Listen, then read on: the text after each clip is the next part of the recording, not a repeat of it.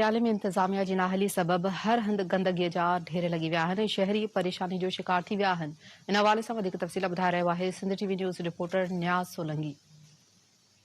Town committee के पिराले जे एडवोकेट सैयद इरफान शाह सां बीठा हूँ जिते शहर के हालात कंडीशन के हालातुनि के हिसाब से उनको ॻाल्हि ॿोल कयूं त हुनजो छा चवणु आहे त हिन जे टाउन कमेटी पिराले में जेका बजट ईंदड़ आहे उहे जेको सफ़ा सुथराई जे हवाले जा पब्लिक हेल्थ जो मसलो आहे ड्रेनेज जो मसलो आहे ॿिया मसला जेके आहिनि अचो त हुन सां ॻाल्हि शेयर कयूं। ॾिसो शहर जी काॾे था वञनि पैसा, तव्हां हिकिड़ी सफ़ाई कोन था ॾेई सघो, तव्हां छा ॾींदो ॿियो।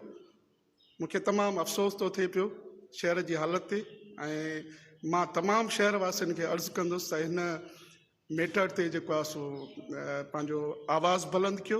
ॾाढी हालत जेका आहे शहर जी ख़राबु लॻी पई आहे गंदगी जे हिसाब सां, ऐं लोकल गवर्नमेंट जे हिसाब सां माना जेके न कई बि तरक़ियाती कम त जेके नथा थियनि, पर इतफ़ाक़ सां इहो थियो आहे त हेॾी सारी बजट हूंदे पिराले जी टाउन कमेटी हूंदे उन जा पैसा उन ते ख़र्च नथा कया वञनि, ऐं उहे काॾे था वञनि। किन कचरो ईअं सफ़ा गलियुनि में गटर सिस्टम सॼो ईअं थो लॻे जीअं बजट टको ई ख़र्च कोन थो थिए।